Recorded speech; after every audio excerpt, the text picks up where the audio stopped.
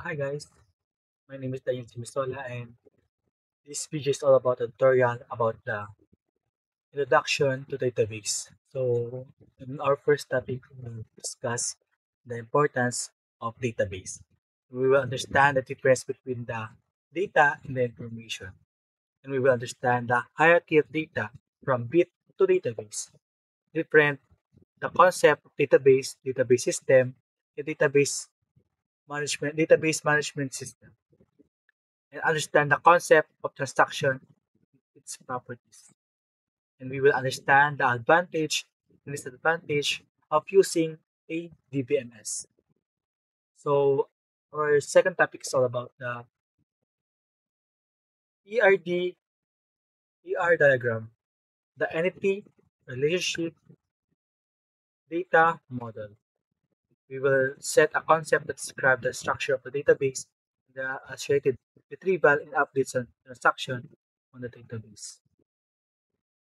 So sa ating second topic is we will discuss all about the entity relationship data model o yung ating ER diagram. Kung paano gumawa ng ER diagram sa Draw.io and what is the meaning of attributes, the entities, the mapping cardinality that we will use on creating a relationship diagram. So that's it. We will start.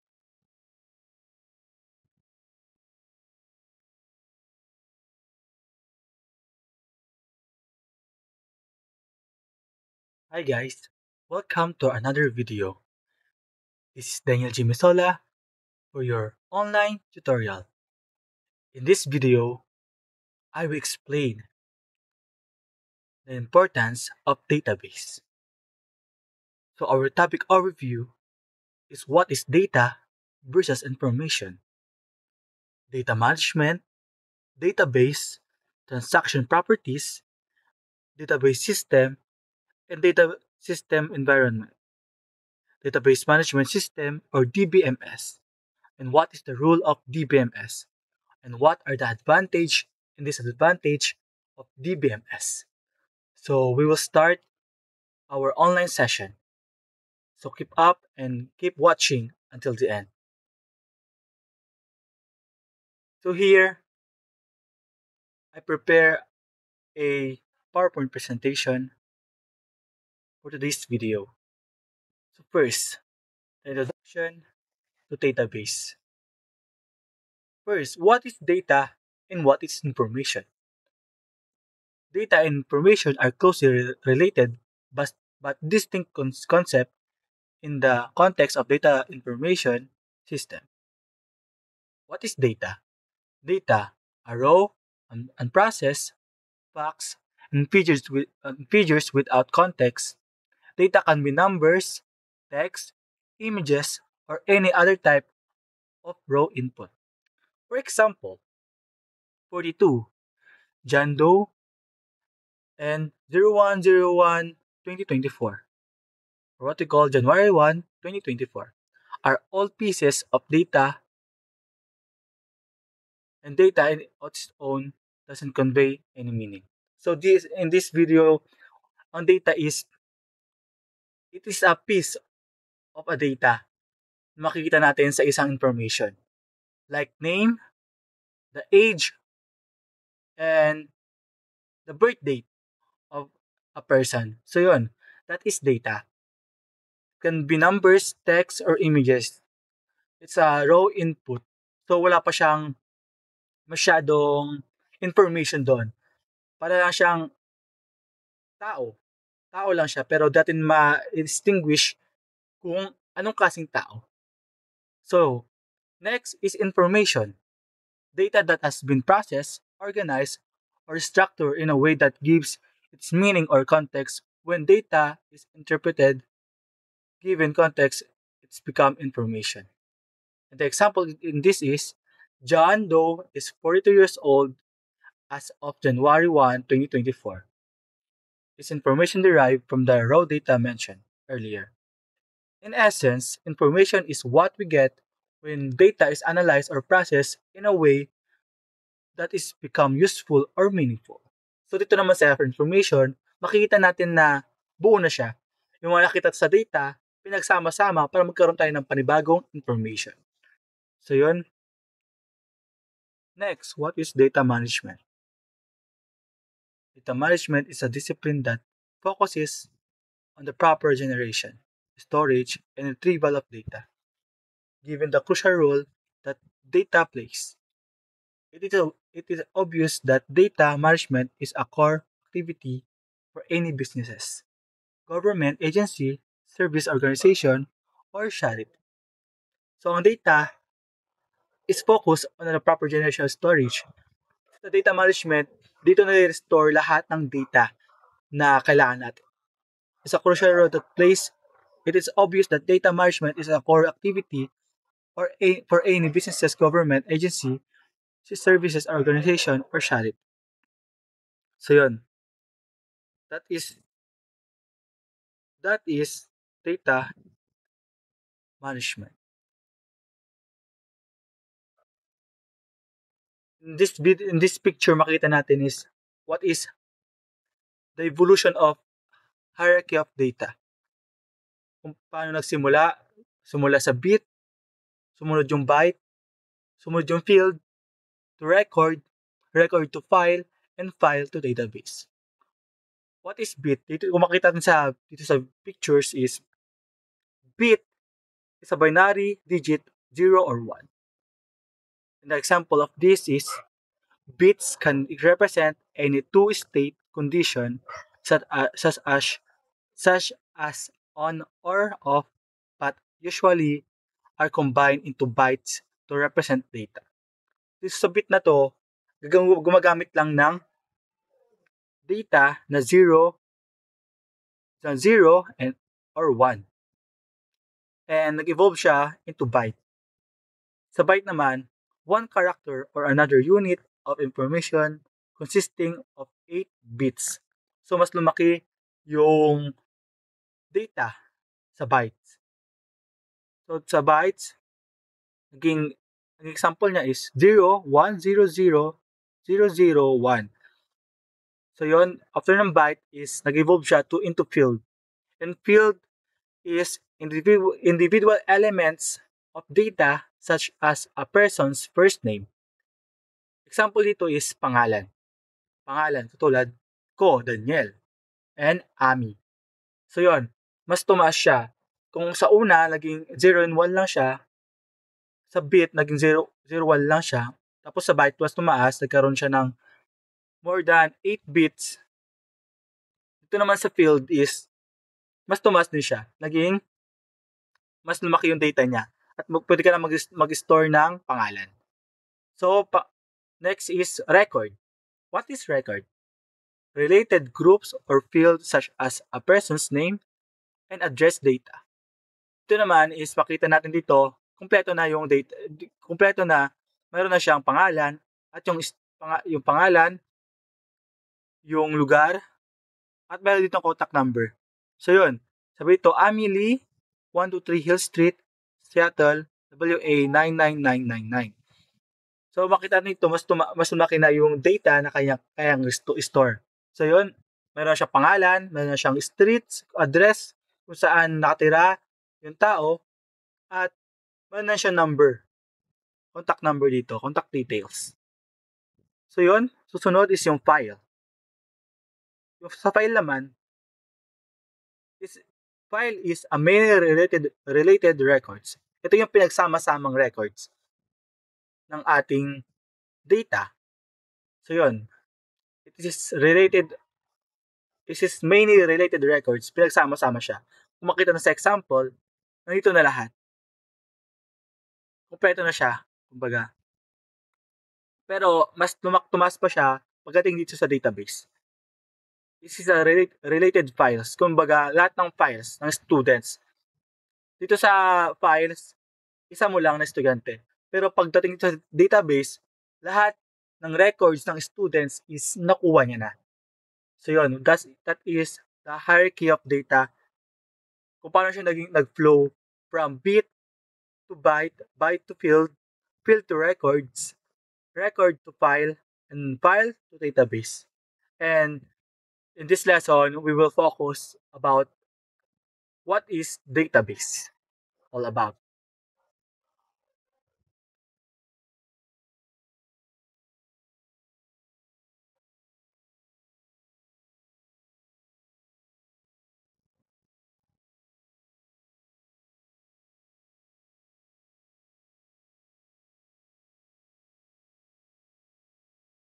So next, what is what is database? Ano nga ba ang database? Sabi dito, database is a shared, integrated computer structure that stores a collection of the following. Number one, the end user data, which is raw facts of interest to the end user. And the second one, it's a description of data, characteristic, and a set of relationship that links the data found within the database, known as the metadata. So, ang definition ng database, it is a structured collection of the data stored electronically. What is the characteristic of database? It's organized by field, records, and files. Allows for efficient data retrieval, modification, and deletion. For example, relational database. Gagamit tayo ng MySQL. So yun, and NoSQL database which is yung MongoDB. And what is the purpose? To manage large volume of data systematically. So yun. So database is, makita natin, database is a shared, integrated computer structure that stores a collection. So yun, kung makita natin kaganina, yung definition ng database sa unang slides, database is a related files. Dito sa database na to, dito lahat naka-restored lahat ng mga files. For example, sa isang campus, lahat ng files ng lahat ng students is naka-restored sa MIS. Lahat ng mga information nila lahat about estudyante sa Alaminos City Campus ng PSU Alaminos is naka-restored lahat ng database sa isang database. So yun. Makita natin dito, the metadata provides a description of data characteristic and a set of relationship that link the data found within the database. For example, the metadata component stores information such as a name of each data elements, the type of values like numeric, dates, or text stored on each data elements whether or not the data elements can be left empty, and so on. Therefore, the metadata provides information that complements and expands the value and use of the data. In short, metadata represent a more complete picture of data in the database. Given the characteristic of metadata, you might hear a database described as a collection of self-describing data. Database shouldn't only care about the insertion and modification of the data in the database. At times, it should also focus on how to protect the data stored in the database from unauthorized access. Kung makita nito, hindi inaayaan ng database na mapasok sila ng kainay na lang mga unauthorized na mga tao. Kaya sa database, it is a highly secured database where your data is stored. Properties of transaction. In the context of database, a single logical operation on a data or an event that occurs on the database is known as a transaction. First transaction. Atomicity ensures that all operations in a transaction are completed successfully, otherwise the transaction is aborted. So atomicity ensures that all operations in the transaction are completed successfully. So, hindi ay hinayaan na di di maging successful yung data, yung pagtransact ng data. So yun, it requires that each transaction be all or nothing. If one part of the transaction fails, the entire transaction falls, and the database state is left unchanged. On the other hand, if one part of transaction is successful, then it should be reflected in the database. So yun, sa atomicity, it's all or nothing.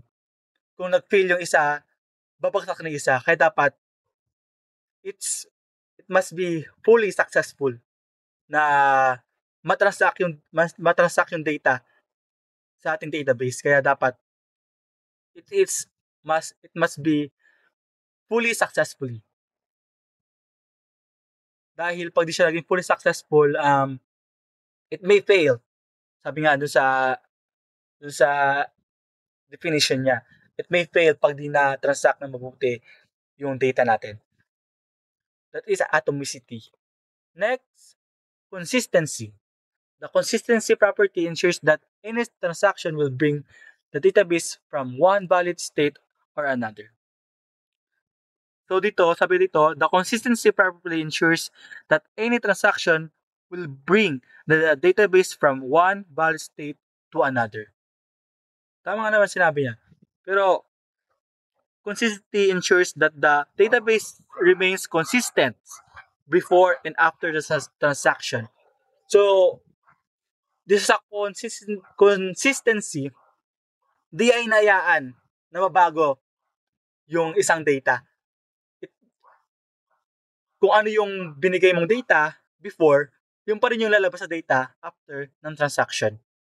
That is consistency. Isolation. It ensures that the concurrent execution of the transaction result is a system state that will be obtained in transaction were executed serially one after the other. So, isolation naman tayo. Ano nga ba isolation? Isolation ensures that the transaction are independent for each other. So, yun. Dito naman sa transaction na to, sa klaseng transaction na to sa isolation, sinusuguro niya na yung isang data will be independently kailangan niya yung isa ring data. So yun. Next is durability. It means that once a transaction has been committed, it will remain so, even if the event of power loss, crashes, or errors. Dito man sa durability, from the word durability, tumatagal. Tumatagal siya. So yun, durability ensures that once a transaction is committed, it remains so even the event of system is failed. So yun, kahit masira yung transaction, kahit mawalan ng connection, magkaroon ng problema dun sa transaction, it will remain. Hindi siya magbabago, hindi siya may sira kumbaga. Kasi nga durability nga. Next, let's talk about what is database system. Kung kaganina pinag-aralan natin yung mga different type transaction and what is database. Ngayon naman, what is database system? Ano nga ba ang database system? Sabi dito, a database system defines and regulates the collection, storage, management, and use of data. And there are a major parts of database system sa ating database system. So yun, sabi dito, a database system is a combination of the database or the DBMS, an application program that access the database. What are the major parts of the database system? The database, the actual data storage, the DBMS, the software, that manage the database, the application programs, interfaces for users to interact with database. What are the different type of what is the different type of a database? First is first is the hardware. It refers to all the database system physical devices. So sa hardware is it's a familiar thing sa hardware. Sabi nga natin ba hardware? Ito yung mga bagay na nakita natin like laptop, the monitor, the keyboard, the power supply unit, the mouse, the speaker, the printer. That is the example of a of an hardware. It is a physical things that we can touch. That is an hardware. So next, software. Kung may hardware, may din software. So software refers to the components that are needed to make the database function fully. There are three software needed for the database system to achieve this scope. Software. This is the application that we use in our computers. But we have three types of our software. First is operating system. What is operating system? It manages all hardware components and make it possible for all the software to run on the computers. Example, the Microsoft, Windows, Linux, Mac, Mac OS. So yun, operating system. Ito yung mga iba't ibang klaseng operating system na ginagamit natin. Like, in this, in my laptop, in this laptop, they use Windows operating system. And the other brand, the counterpart of a Windows is a Mac OS that use that been used of the company named iPhone Apple. Ginagamit nila yung OS, operating system na Mac.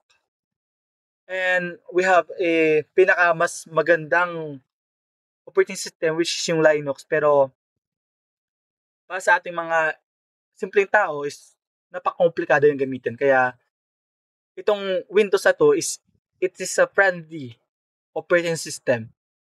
User-friendly operating system tong Windows na gagamit natin dahil lahat ng icons niya, lahat ng mga nakapaloob sa operating system ng Windows is kayang-kayang gawin, kayang-kayang intindihin ng simpleng tao.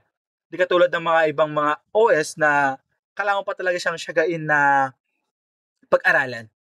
So yun, the example of the operating system is the Microsoft, Windows, Linux, and Mac OS. And different naman siya sa mobile phone natin. Kung sa mobile phone, ang kaparehas ng Windows is Android. And kaparehas naman ng ng iOS is yung Mac OS.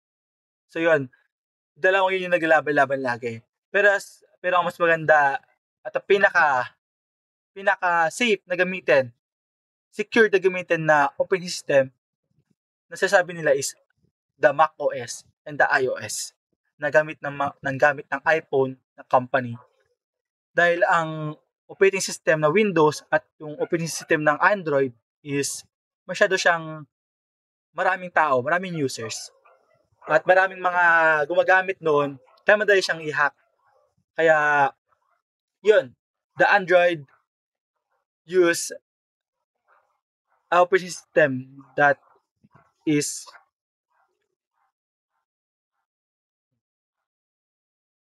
next is the DBMS software. It manages the database within the database system. For example, the Microsoft SQL Server, Oracle, and MySQL. Sa DBMS software naman is gumagamit tayo sa mga ginagamit natin pang encode sa mga paggawa ng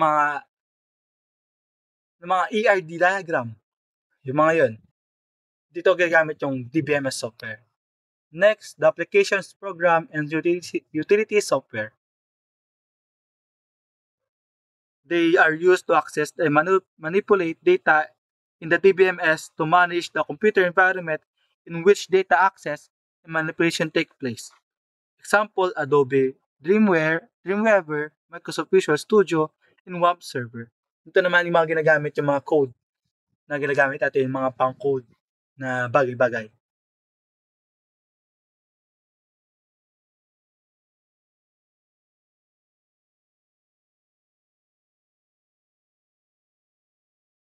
So next, the people.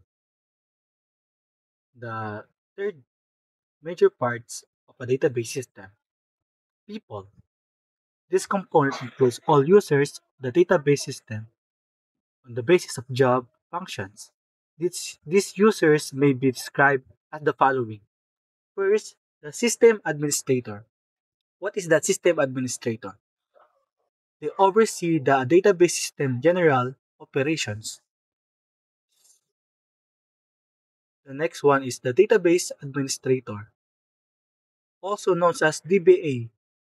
They manage the DBMS and ensures that the database is functioning properly to avoid system glitches in the failure. So, itong system administrator at itong database administrator, yung dalawang yan is magkasama lagi yan sa pag sasaayos ng ating database system. So, the third one is the database designer. They simply design the database structure that will dictate the usefulness and effectiveness of the database environment that these people will develop. Ito namang database designer, siya yung nagsasaayos nung proper flow ng ating database system. He simply designed the database system. Sabi nga, di ba? Next, the system analysis and programmers. They design and implement the application programs. They also design and create data, entry screen reports, procedures through which end user access and manipulate the database data. So, itong mga system analysis and programmer, sila yung gumagawa ng program sa ating database system. Now, next one is the end user. These are the people who use the application programs to run the organization daily operation. So, mga end user na ito yung mga tao gumagamit sa pang-araw-araw. Sila yung mga tao na gumagamit lagi ng database system. Next is the fourth one is the procedures. The procedures. What is procedures?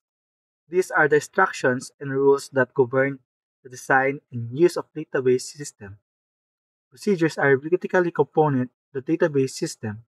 They help to ensure that the companies have an organized way to monitor and audit the data that enter the database information general from those data.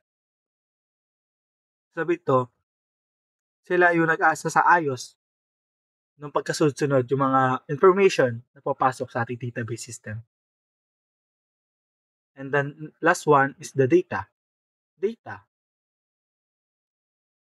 This refers to the collection of facts stored in the database because data are the raw materials from which information is gathered, determining what data to enter into the database and how to organize those data is a vital part of the database designer job. So, galing na explain natin about yung data. Data, ito yung mga pieces of an information. Para makagawa tayo ng information, kailangan natin ng mga marami pang mga data.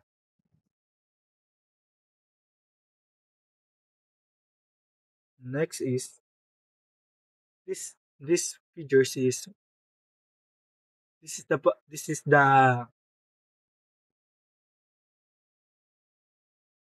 database system environment. So, makita natin to yung procedures.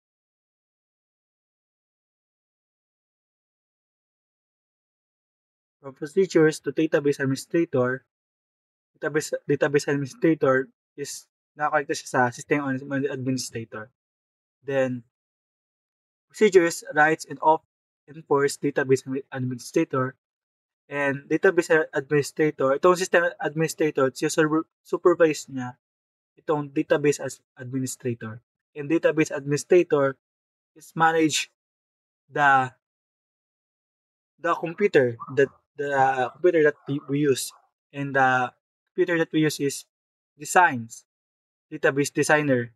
Yung database designer nag-create dito sa data natin. And dito naman sa kabila is the end user or the programmer. Sila yung gumagawa ng application program.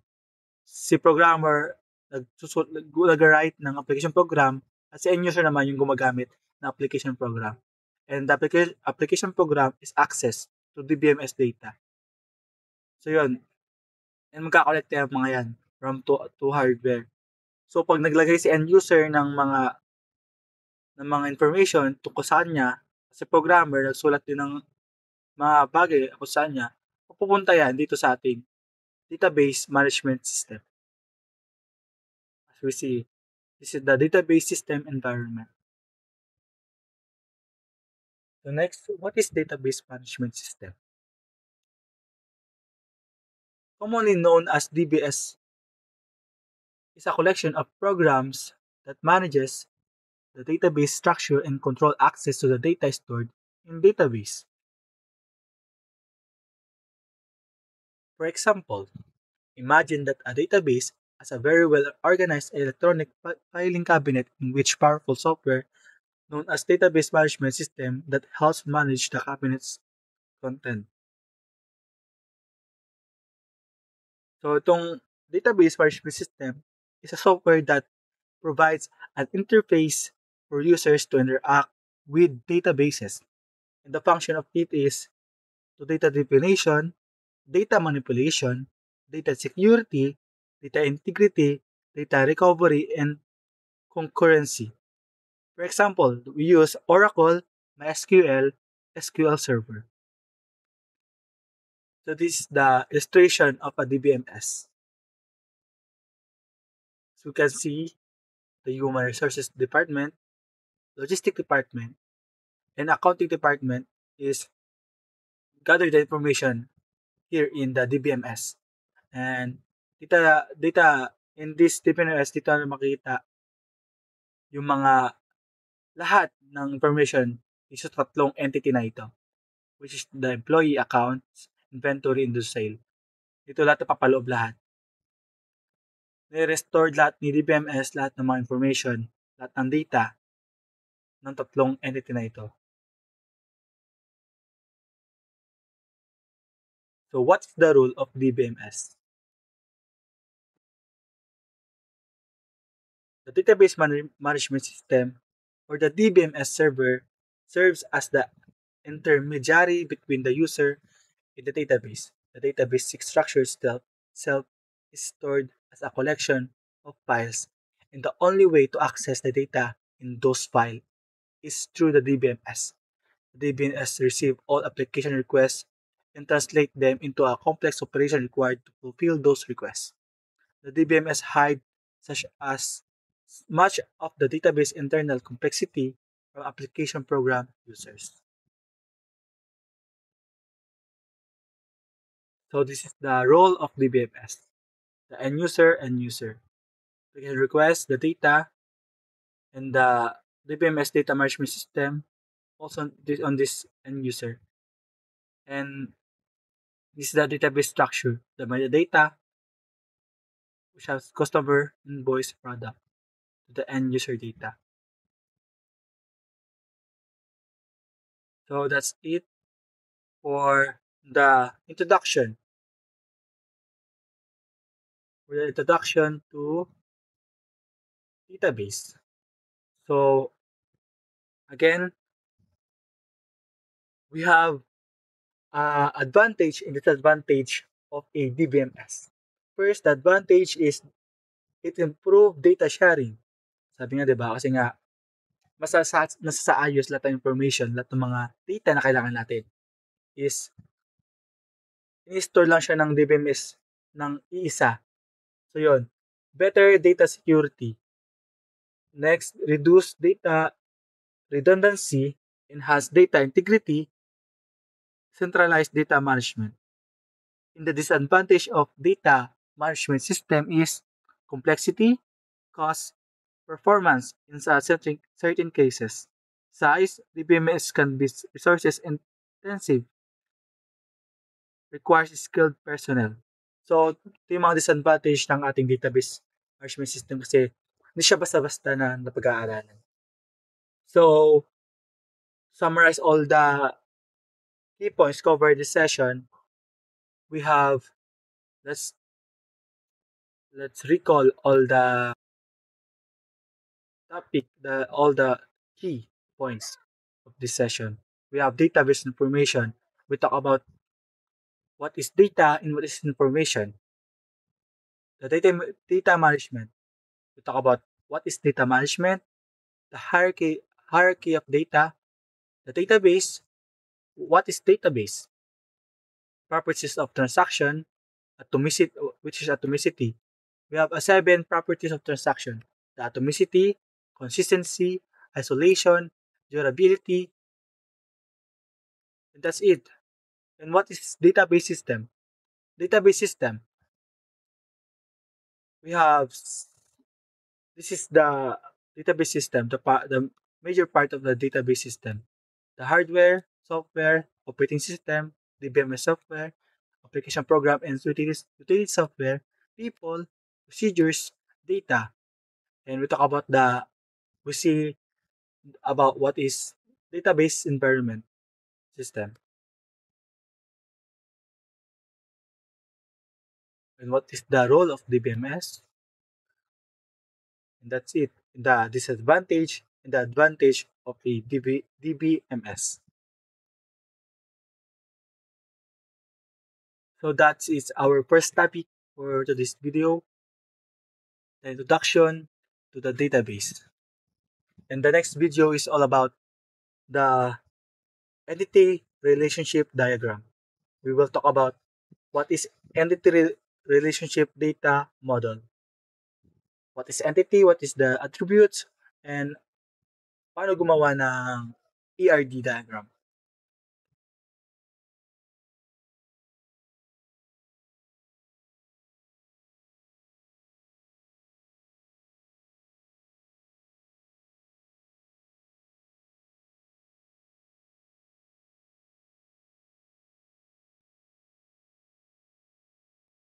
Now we'll move on to our next topic, the entity relationship model diagram.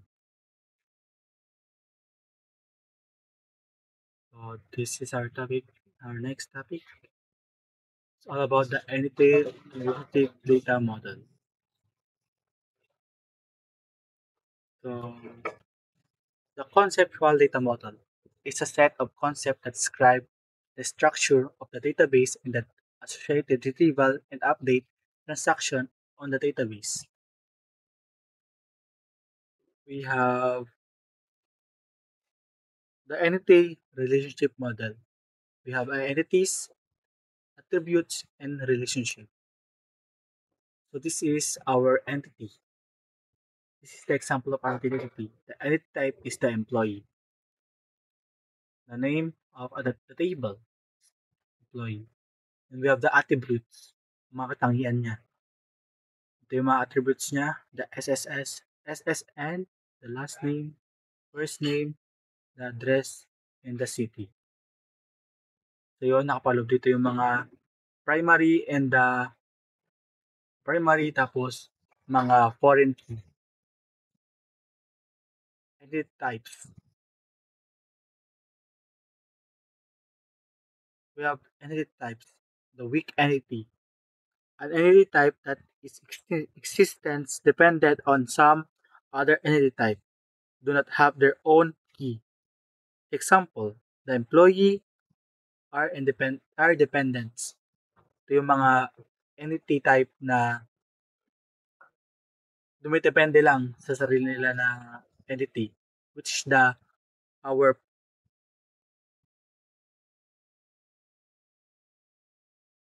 yun. Next, the strong entity type.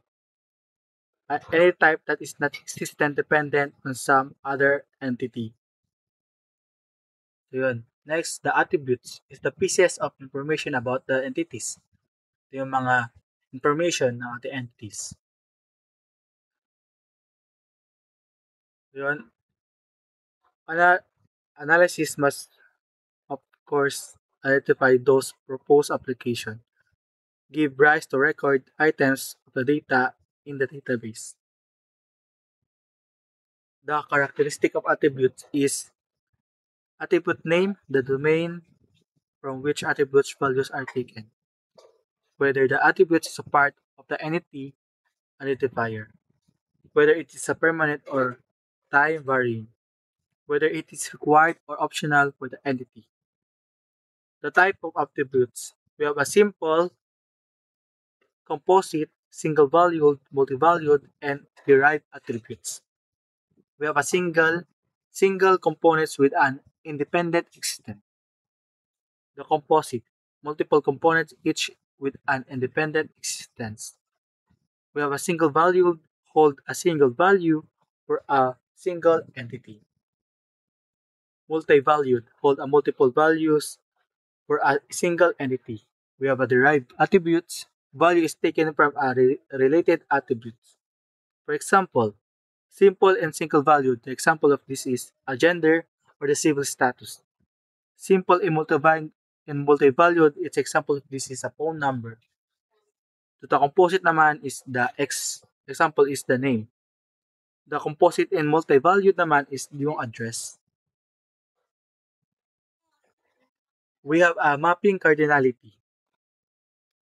We have a mapping cardinality expresses that the number of entities to which another entity can be associated via a relationship diagram. Ito yung mga ginagamit natin sa ERD para magkaroon siya ng relationship. We have mapping cardinality expresses the number of entities to which another entity can be associated via a relationship set. We have one-to-one. The example of this is a building to location. We have one-to-many, and the example of this is the hospital to patient. Many-to-many, the author and the book. We have recursive.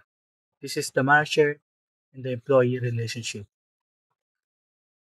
This is the notation of ER modeling. We have the entity type, which is the rectangle. In weak entity type, it has a borderline. It's a double rectangle. And relationship type, which is a diamond. We have attributes, an oblong, and a multi-valued attribute, which is a double oblong. Derived, it is a guhit-guhit na oblong. And we have ito yung ginagamit natin sa one cardinality, one-to-one cardinality. This is the many-to-many cardinality. We can use many to one, ito yung gagamitin natin dalawa. Pag one-to-one, ito lang dalawa. Pag many-to-many, itong dalawang ito. Pag mandatory naman, lalagyan siya ng ganitong guhit sa gitna. And the optional naman is yung bilog. So we have one, many, mandatory, and optional. That is our notations for ER modeling. And this is the complete ER diagram. We have three entities, which is department, employee, and project. So first, we have a department. May attribute ang department na department ID at department name. Department ID is mandatory, works for many employee. So yun, kung titigan natin, meron silang guhit dito, which is the mandatory. So department is manages employee. So optional siya. Department, dito may mandatory dito sa manages employee. So, sa employee naman meron siyang apat na attributes, which is the employee ID, the name, the address, the birth date. So yun. So employee is works on projects. This is a optional. Many, optional, and mandatory. So works on an hours to a project. So yung project naman is meron siyang dalawang and attributes, which is the project ID, the project name. So yun, sa employee, this works for department. So yun, employee, mandatory, many to one, yung kanyang relationship. Many to one, and mandatory to mandatory. The department naman is one, one is to one, ang kanyang pag-manage. We have mandatory and optional. Dito naman is many to many, which, so meron tayo ditong optional and mandatory. So yan yung buong complete ERD diagram. Papasin natin meron tayong tatlong entity. At bawat entity, meron siyang mga attributes. And we have tatlong mga relationship type. Tignan dito, meron siyang relationship type. So yun, let's proceed to actual. Punta tayo sa ating Draw.io para gumawa ng bagong ERD diagram. ER diagrams. So, dito na makita rin dito sa ating Draw.io na meron tayong customer, tatlong entity, which is customers, the orders, and the shipments. So, dito sa customer, meron siyang dalawang attributes. Meron siyang primary key, which is the customer ID, and meron tayo ditong orders, may primary key na order ID, meron siyang FK na customer ID, may foreign key siya na customer ID, at meron siyang isa pa attributes na order date. So yun, meron tayong yung pangatlong entities, yung shipments, meron siyang primary key na shipment ID, and meron siyang foreign key na order ID, at meron siyang isa pang attribute sa shipment date. So yun, kung makita dito, merong meron siyang meron siya ditong tatawag nating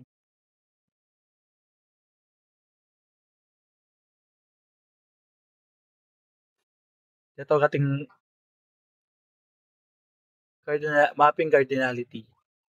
So yun, meron siyang mandatory, meron siyang one to many, customer can have many orders, and one is to many lang.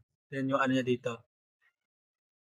Makita natin, mayroon ditong mandatory, meron ditong optional. So let's do another, yun natin kung meron, kuha tayo ng paribagong ano. So yun, bagong items.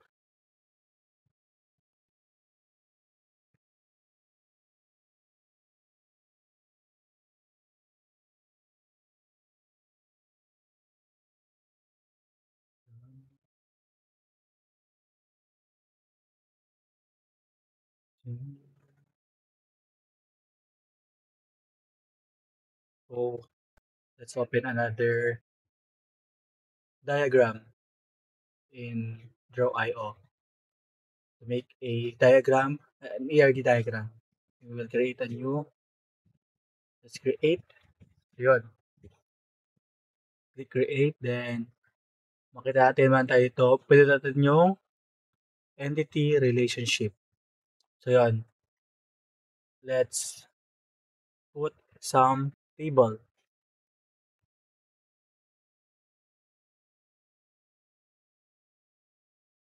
Another table.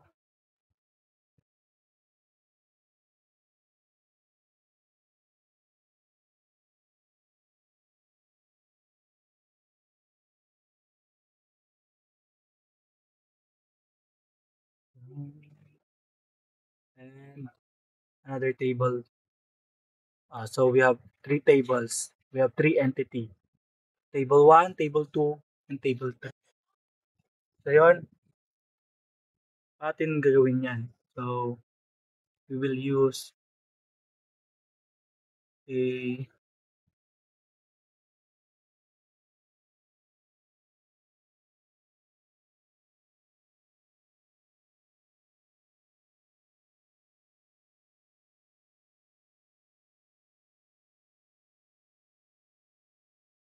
We will use is map cardinality. For example, table 1.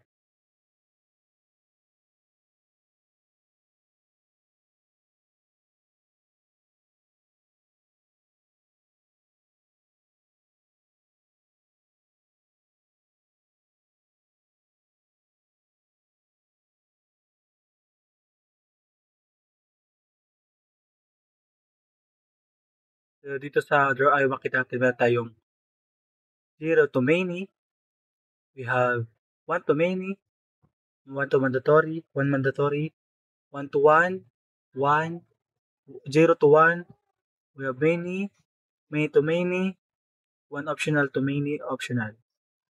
We have 1 mandatory to many optional. We have 1 mandatory to 1 optional.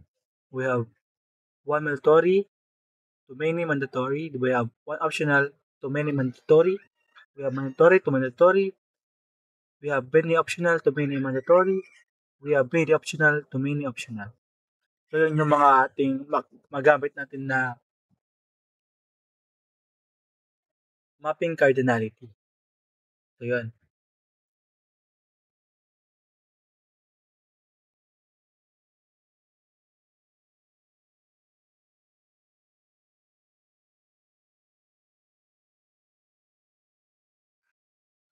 For example, let's make this one first table a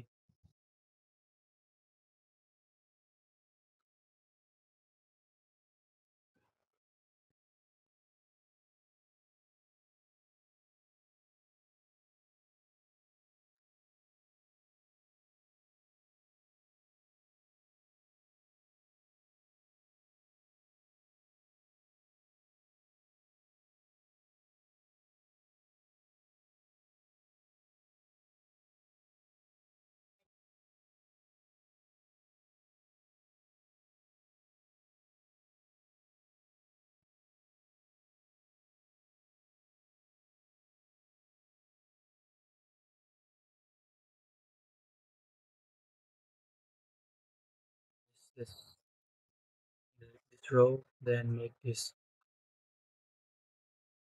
Kunwari, ito ay isang department,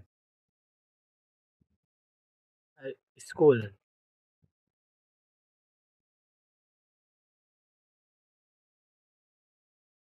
Then let's make another table. Bubura siya. Oh, what's happened? Copy this table.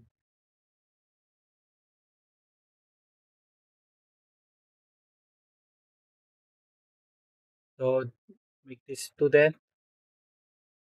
Let's assume this is the student.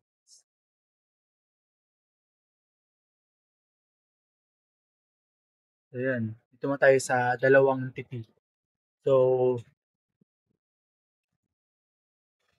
we will school ID.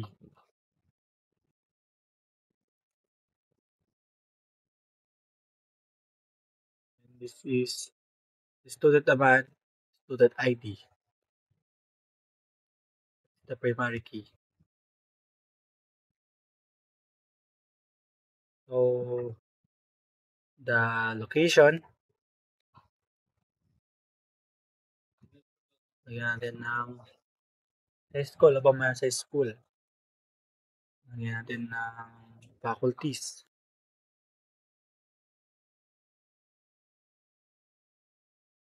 Tapos, yung mga faculty, may mga rooms.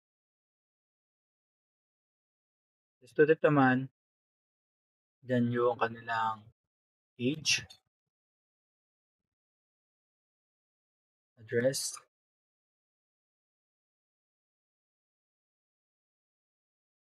ay ano to, palitan natin to ng palitan ng dalawang to ng ng course. Year,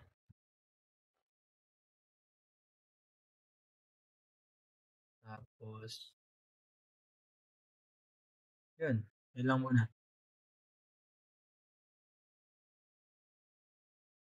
So, dito kita natin may dalawa tayong entity na may primary key at may mga attributes. So, yun. So, sa school, meron tayong ayan, sa school at student relationship. So, school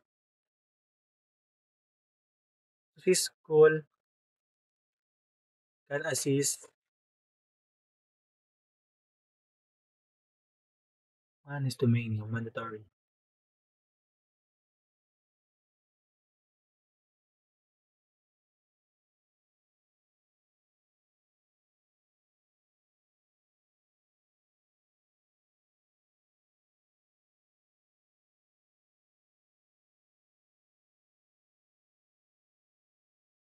Kasi school kaya niyang ma mag-assist ng one to many students. So, yun, we use a many, one to many. So, yun, kasi sa school kaya pwede siyang tumanggap ng maraming estudyante.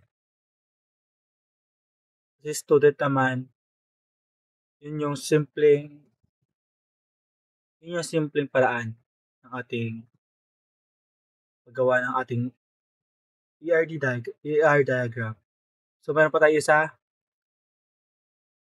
Ito naman isa is para gumawa ng ER diagram talaga.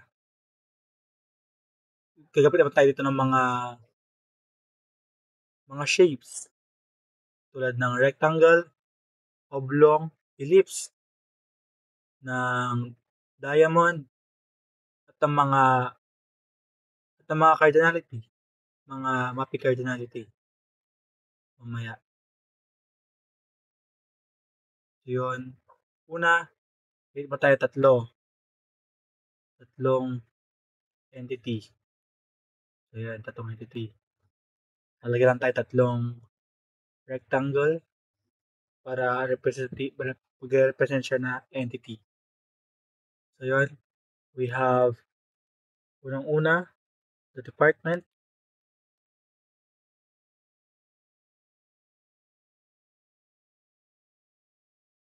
the employee,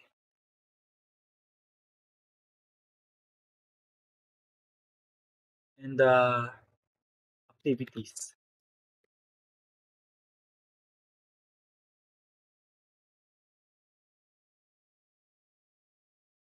So, yun. Lagyan natin ng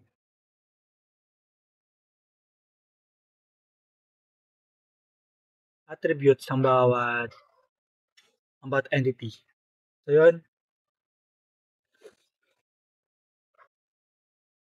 Lagyan natin to ng department ID. Department ID.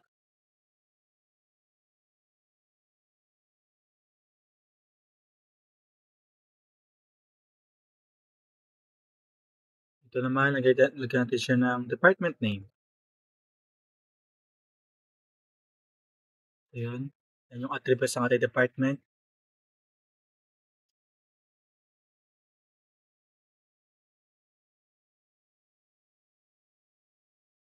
Yun. Ating employee naman, lagyan natin siya ng attributes din. Lagyan natin siya ng employment ID. Pa natin ng isa, dalawa pa. Lagyan natin ng name, the name of the employee.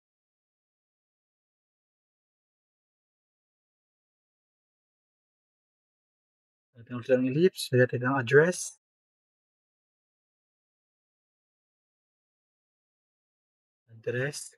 Yun, tatlo siya, mayroon siya tatlo. Ito naman, lagyan natin siya ng dalawa rin. The project, the activity ID, and the project name, the activity name.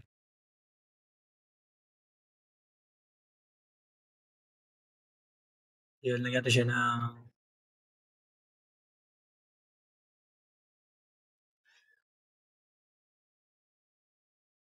siya ng line, and let's connect it sa kanyang entity. So yun. Gawin na natin sa iba.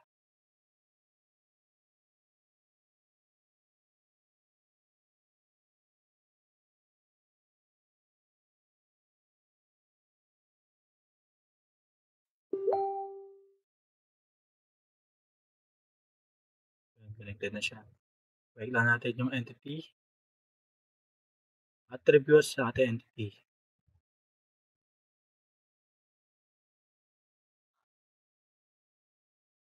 Siya na connect. Tingnan natin.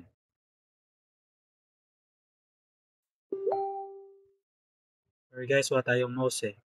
Hindi natin siya maano masyado.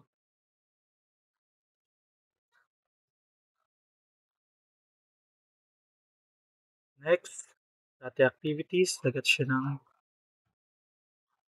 line or the relationship.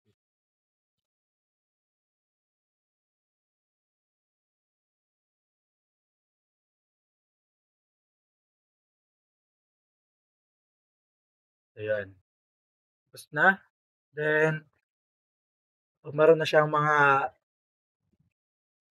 attributes, ang ating mga entities, let's make the mapping cardinality na. So, una muna, lagyan po natin siya ng relationship type.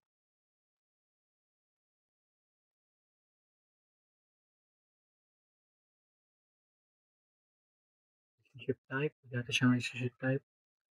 Employee, partner.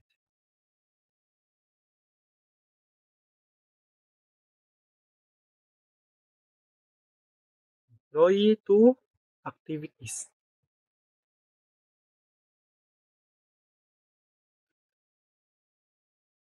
Employee. Employee. Department to employee. Yan pati ng isa sa ano, para connection ng department.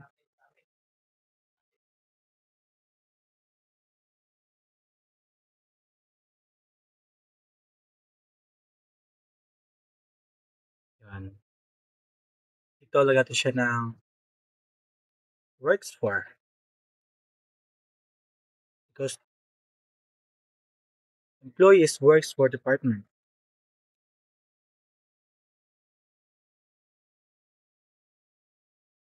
Ito naman is, natin naman na siya ng department manages the employee. And employee works on activities.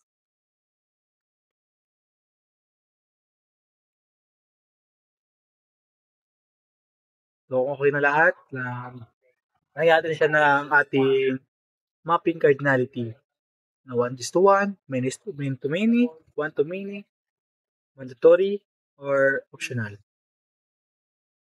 So first, the department is works employee.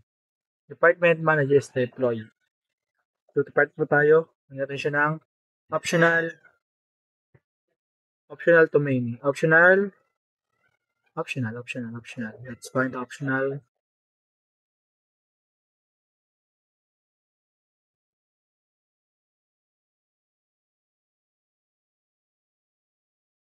Where's the optional? Let's find the optional. Optional.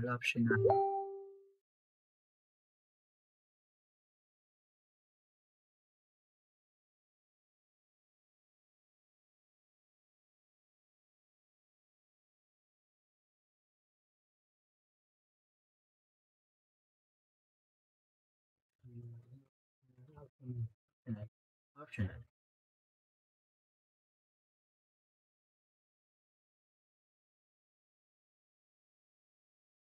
Department manages one department, one optional. Main employee. So let's use this cardinality.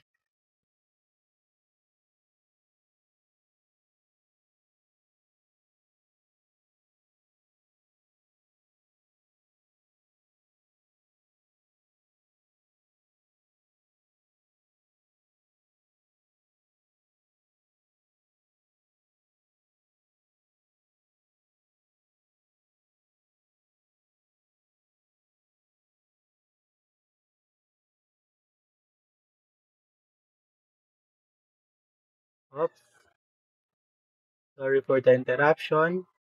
Let's delete this and use another optional. Let's use another optional tutorial. So, parang ako yung na-restore. Shooter, kailangan ko shooter. Optional. I think this is it, pero dito yun eh.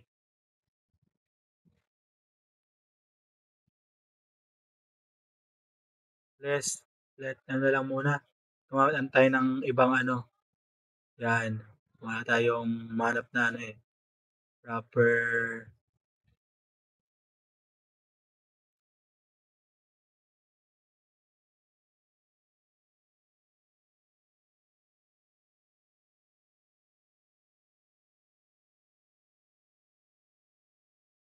Yan.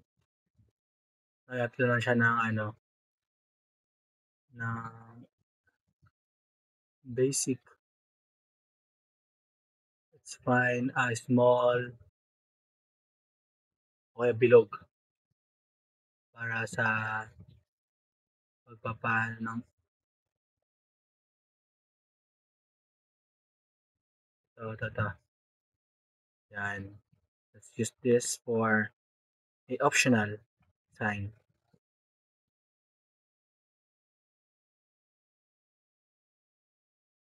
So, yun. So, department to employee. Let's use this as and mandatory. Optional to mandatory.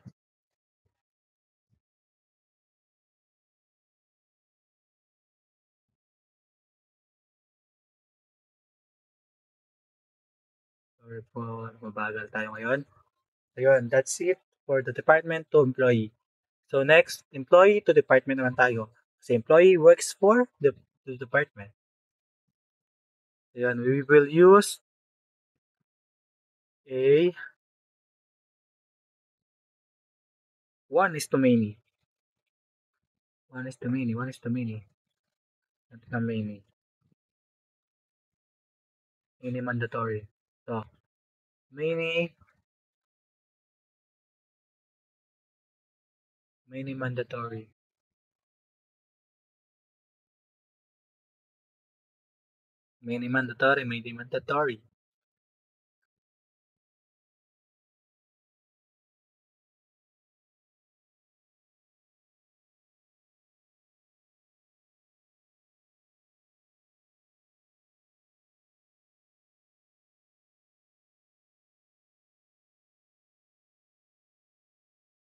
Many mandatory. Many mandatory. Let's use again para mas madali. Ito, siya. Pero kung prefer nyo gumamit nung nasa relationship, pwede naman siya. Pero mas matagalan tayo dun eh. Tapos dito makita natin kung ano ba talaga. So yun, minus to many. Natin siya ng dalawang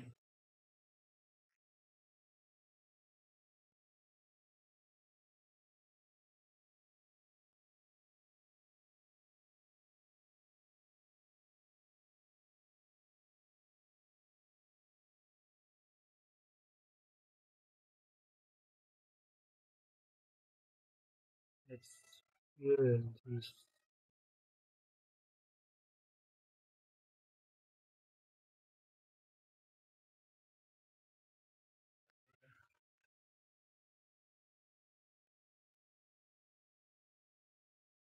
Yan, many to 1. Department, 1 to many. Mandatory. Let's put some line. This, para magkaroon siya ng mandatory sign. Yun. That's it. Tapos na tayo sa department to employee and employee to department. Next, next employee works on activities. So we will put another,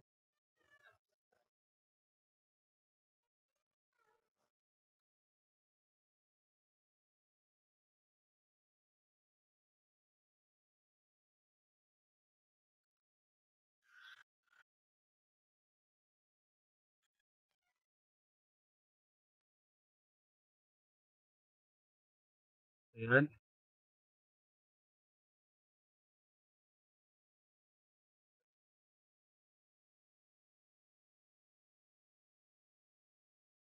let's do the basic.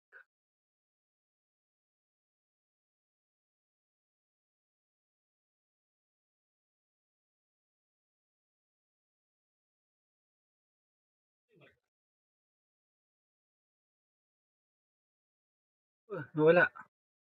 Sorry.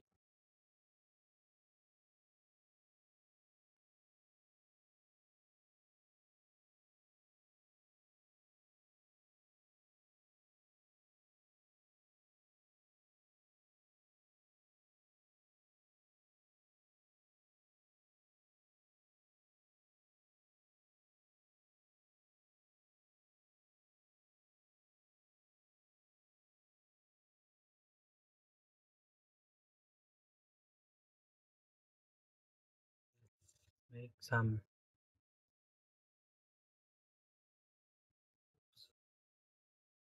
to my tree.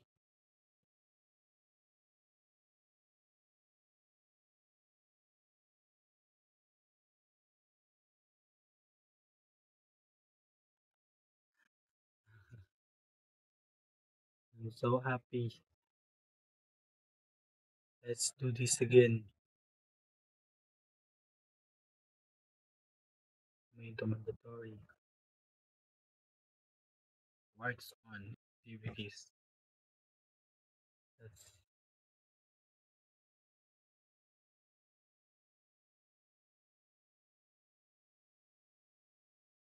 it. Many activities because student can have many activity. Kaya pagsabay sa estudyante lahat ng activity.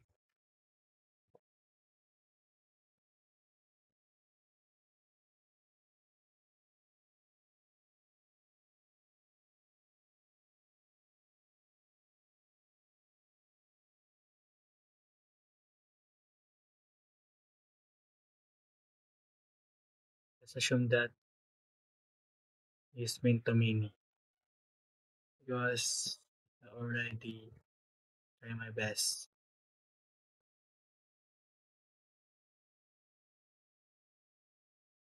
And mandatory. Yun, that's it. Our simple ER diagram. So again, department can manage employees and department an employee works for the department. Main employee works for one department. An employee many can have many to many activities, work on many to many activities. So that's it. We have a three entity and each entity the department has two attributes which department ID, department name, and employee has attributes of em- employee ID, name, and address.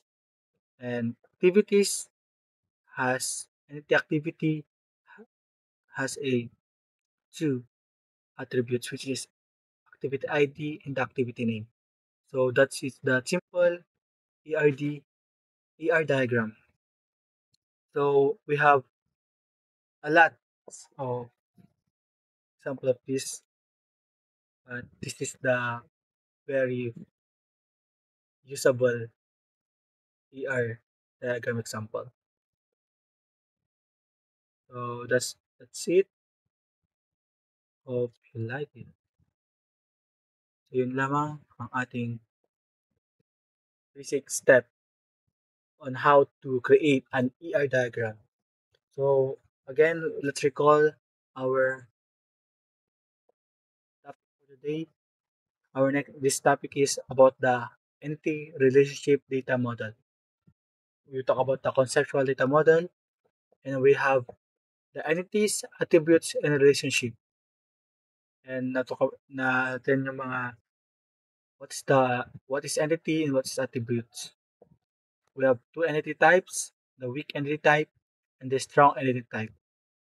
We have attributes, mapping cardinality, which is na may one-to-one, one-to-many, many-to-many, and recursive. And this is the guide to make a ER diagram.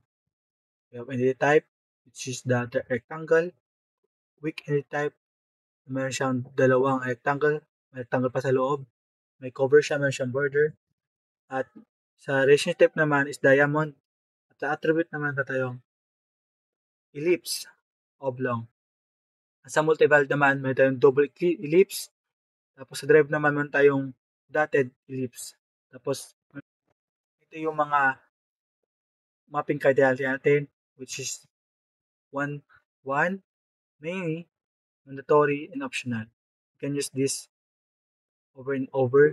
We have 1 to 1, many to 1, many to many mandatory, many may optional, 1 mandatory to 1 mandatory to many mandatory to many optional, 1 mandatory to 1 optional, or 1 optional to 1 mandatory. O basta yun. Pwede mo siyang gamitin pang paulit-ulit. Basta hangga't merong relationship sa isang diagram.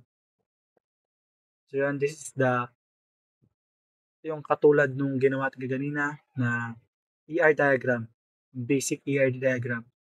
Meron siyang department name, project, employee, tapos meron siyang mga attributes and the relationship type. So how to transform the ER diagram into a relationship schema. So as we can see, this is the fully transformed ER diagram. This is the complete ER diagram, as we can see in this picture. So how we can transform the ER diagram into a relational schema. First, two entities at a time. Number one, apply rule number one, many to many regardless of entity participation. As you can see, we use a mapping cardinality many to many regardless of entity participation. We have employee into project because the employee works on the project. Many to many. Employee works many optional works mandatory many project. So first, we have employee and we have the primary key, employee ID, name, address, birth date, and the project we have the primary key, which is project ID, project name, and in the relationship type is work works on. We have a two foreign key. We have employment ID and the project ID, and its attributes are so apply rule number one, many to many, regardless of entity participation. Next, apply rule number two. Rule number two is one to many mandatory on the many sides. So as we can see, employee works for department, one to many, one department, and many employee. So mandatory yung nakalagay sa both side niya. Both sides mainly, both sides is mandatory. So we have employee and has a primary key, employee ID, name, address, birth date, and the foreign key, department ID. We have department ID that has a primary key, department ID, and attributes department name. Next, next step is, and the last step is to apply rule number 5, one-to-one, mandatory on the one side. We have employee manages department, department manages employee. So we have employee and as attributes of primary key, employment ID, employee ID, name, address, birth date, and foreign key department ID. And we'll do department ID, primary key of department, and department name, and foreign key employment ID. So that is the way to transform ER diagram into a relational schema. And we have the complete relational schema. So employee, so employment ID, and my name, my address, my birthday, at my department name. And we have a project na mayroong primary key na primary key na project ID and project name. Department, and we have department, may department ID at department name. Mayroon din siyang, dito makita natin meron siya employment ID. So, sa works naman, dun sa relational type natin is meron tayong hours. Meron tayong dito mapapaloob yung employment ID, employee ID, and project ID. Yun yung magiging foreign key ng ating relationship type. So, that's it.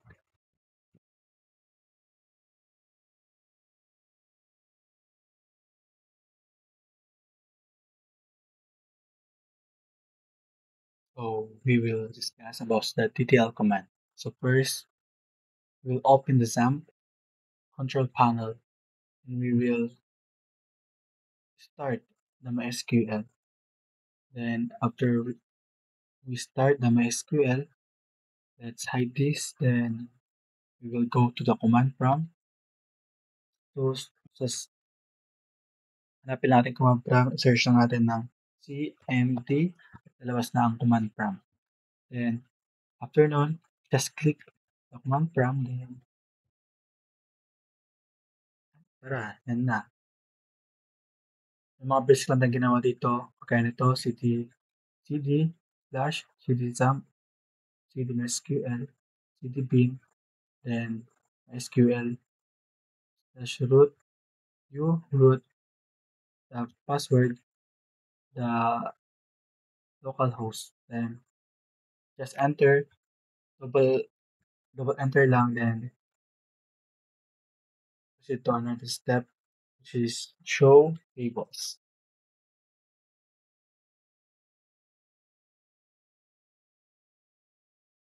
Hindi kalimutan lagi ang semicolon.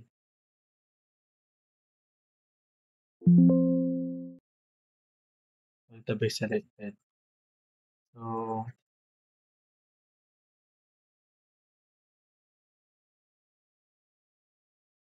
we will create a table. So first, create. So after we enter, we will select a version of a database. So we will type select version, close and open parenthesis, semicolon. And after that, we will show tables.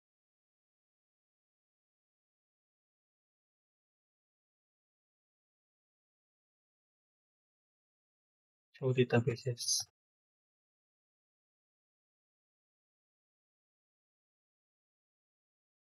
So as you can see, marami ng mga SQL databases ang ating nagawa.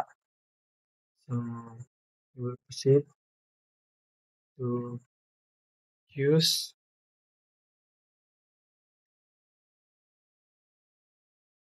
we will use MySQL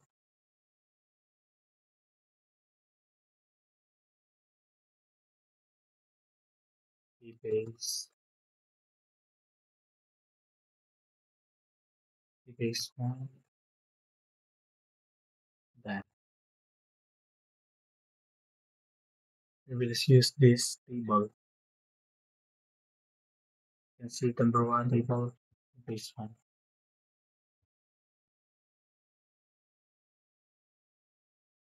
So yun, kung nakita natin, pwede na siya gamitin. So after that, we will type show tables.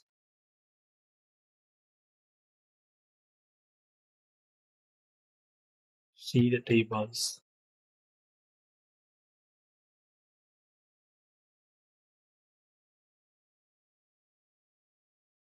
So you can see, may na-add na table with employees and sales support. 2 rows in a set. After that,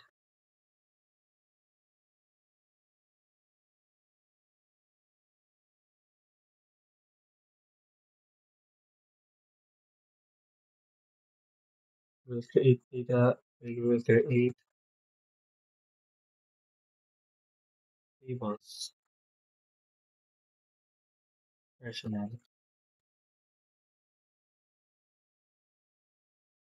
800, 19,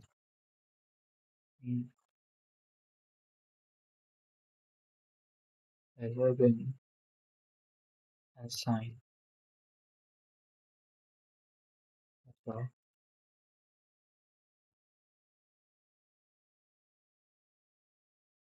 auto primary key,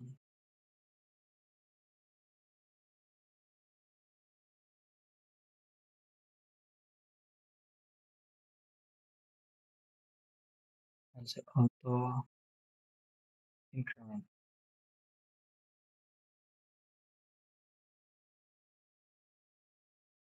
primary key at null.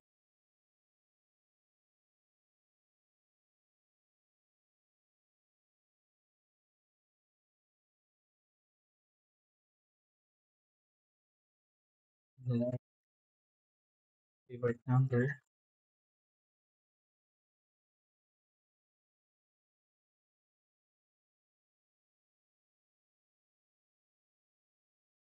add, open close parentheses, and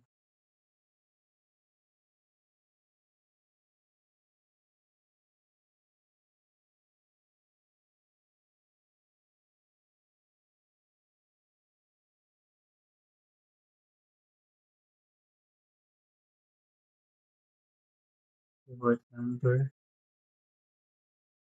should be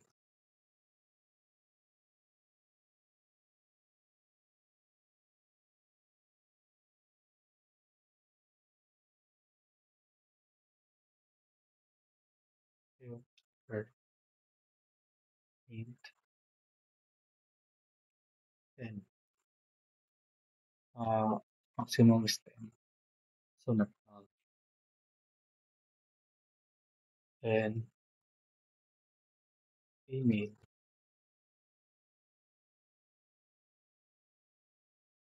is bar chart. Data is the bar chart of 240, not 1000.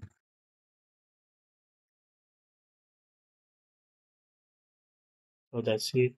Let's close the parenthesis. So, kakalimutan yan. So let's so nag-error siya. So, show tables ulit tayo. Let's type show tables. Show the tables.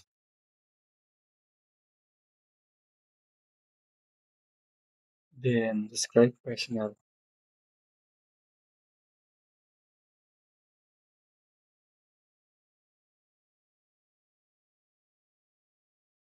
Let's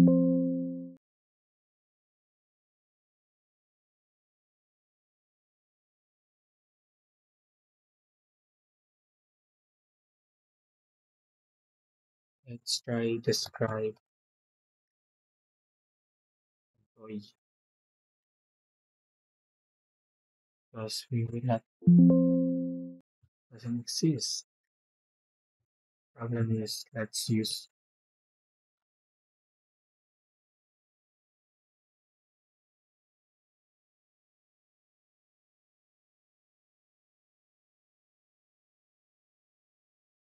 so that's his auto add. Now we will proceed to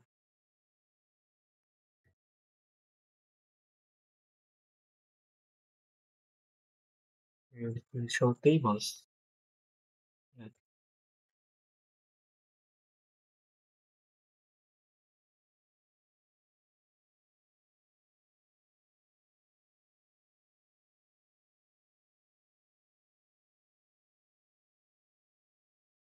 describe employee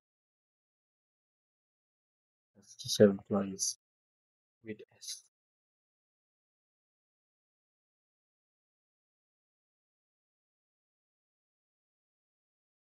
Yun. So as we can see,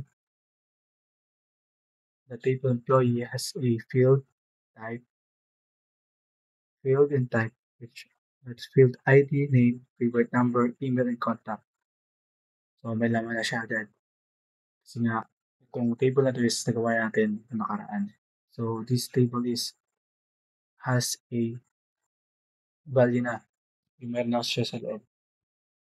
So yung describe personnel after that.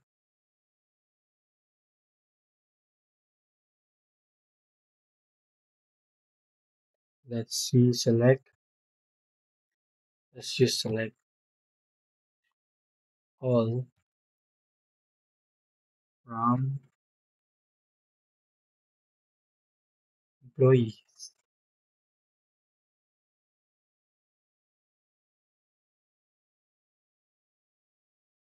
So as we can see, may laman na siya, may ID na, my name, my favorite number, email, contact number. So if you want to see the full information on the table employees, just type the select and all, which is the asterisk sign, then type from, then the name of the table, which is employee. And makita mo na yung nalaman ng table ng employee. So, next, next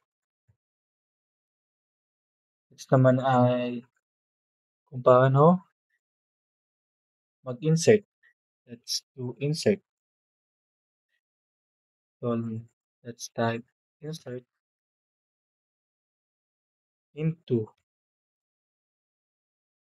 employee.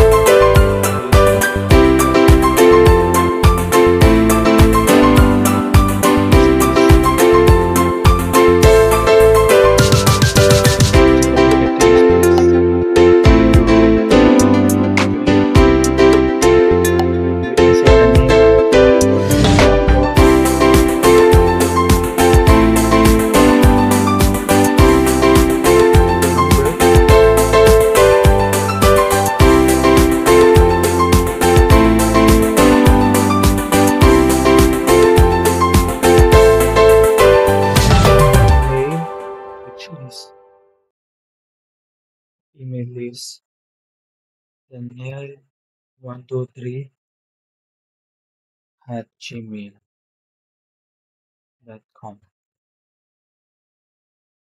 Forget that. The contact number 0999 822. Same as true to this,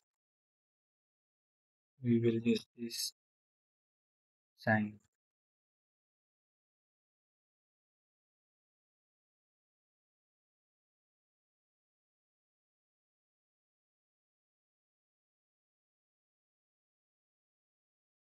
So we'll just open those parentheses. And that how we add what the problem is near number. Ah yes. Just don't forget to put a underscore. There's no spacing. So ulitin natin. Insert into employees. The name of the table. Name. Favorite number. The underscore.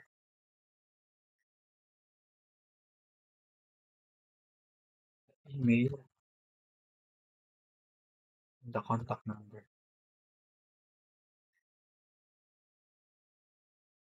And we will put the value of the table.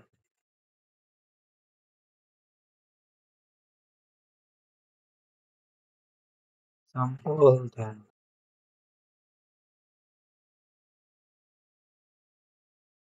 And 30 number. That's 33. 32. Then email on gmail.com.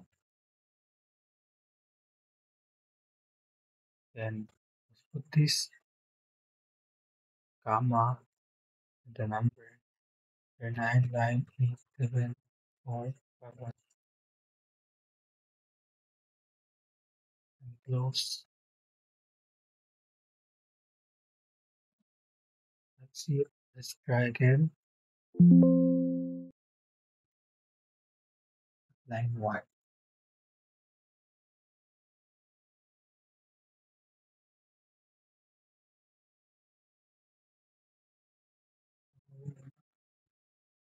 Ano na naman tayo?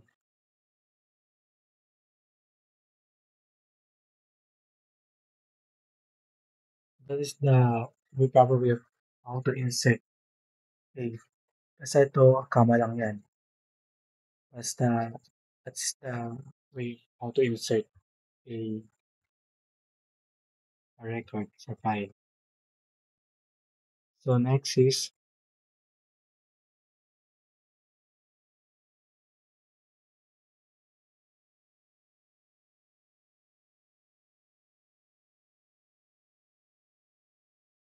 kung may hinahanap naman tayo, ito naman yung mga code.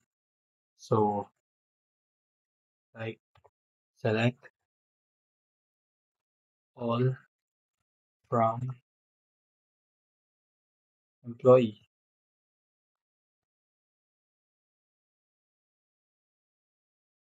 where we will use the keyword where name,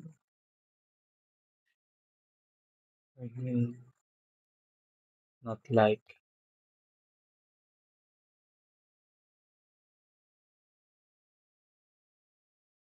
B.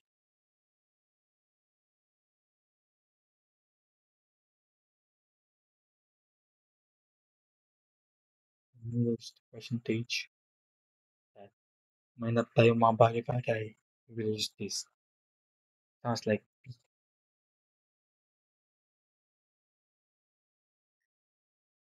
That's all, I think. So, yun, inalabas niya yung mga may B.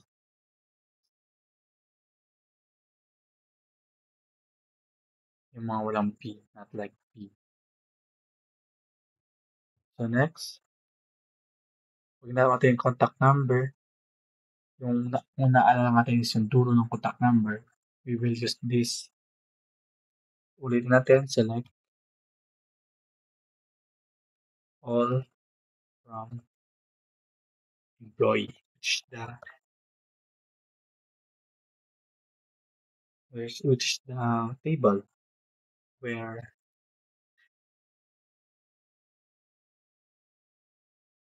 contact number,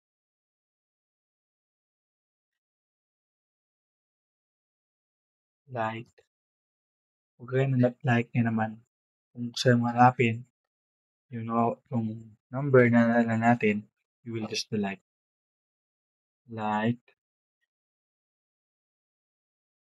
percentage, 222, 2. You will semicolon then, tara, yun. Si Johnson, ang may number sa dulo na 22222. Kung hanapin mo yung pinakauna, just move forward this sa pinaka-end. So yun, next. Paano naman pag yung email? Same lang din sa email. You will select all from employee where email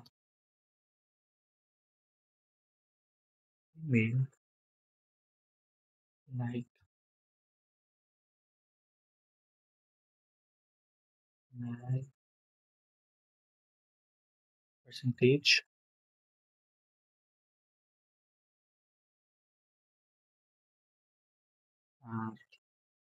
Gmail.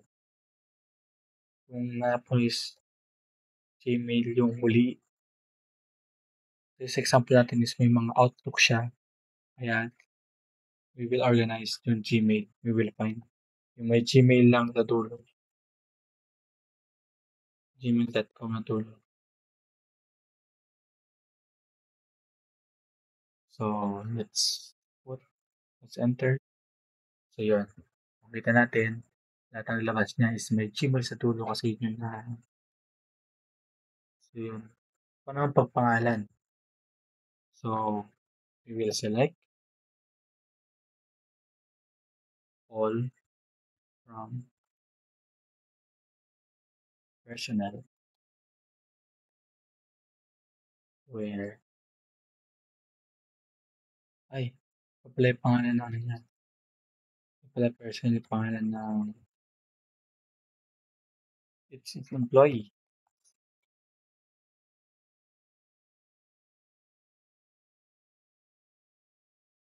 Where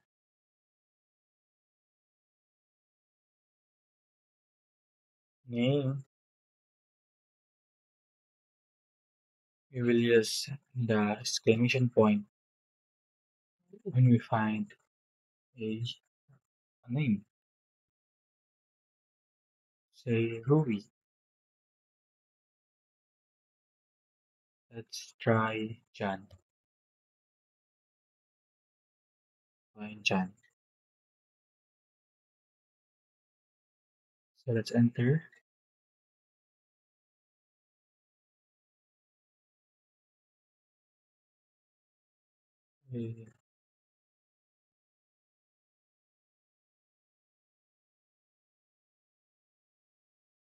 That's it.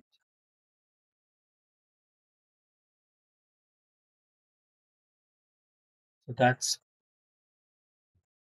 and yung gamit ng select from and where and the like and the not like at tong exclamation point. Ito yung gagamitin natin pag may mga hanap tayo.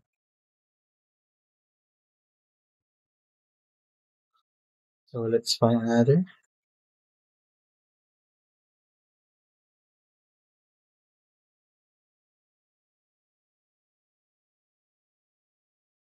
So another, let's try this one. Select from, select all. from personal, from employee,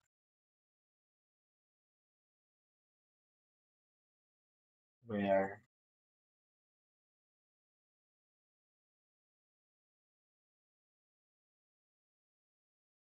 select from employee, order, order by ID, descending, strike, is work. So yun, di siya nag-work kasi mali yung ano ko, yung table name.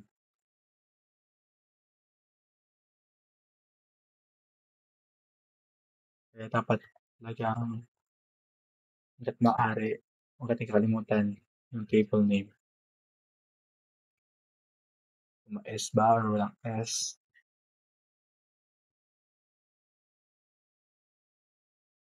ID, let's copy it now, sending.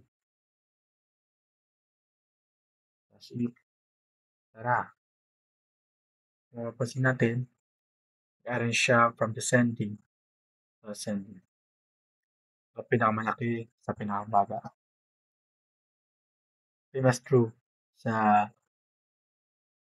sa descending to ascending. Pag mabalik, just type ascend.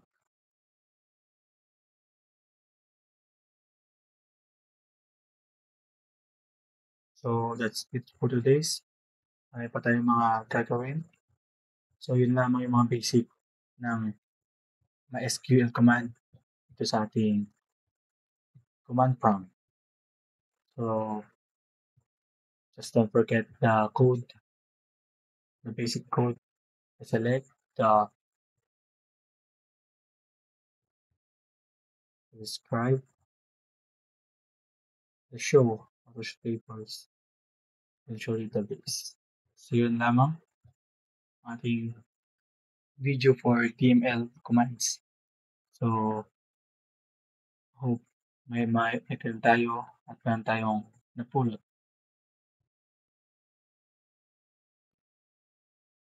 So, that is how we create a ER diagram in this video.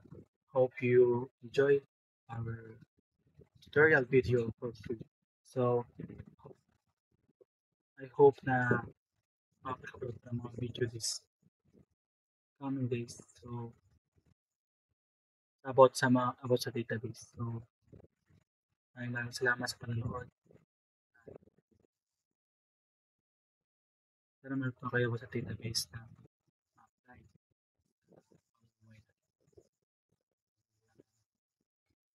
For mas marami pang kalaman.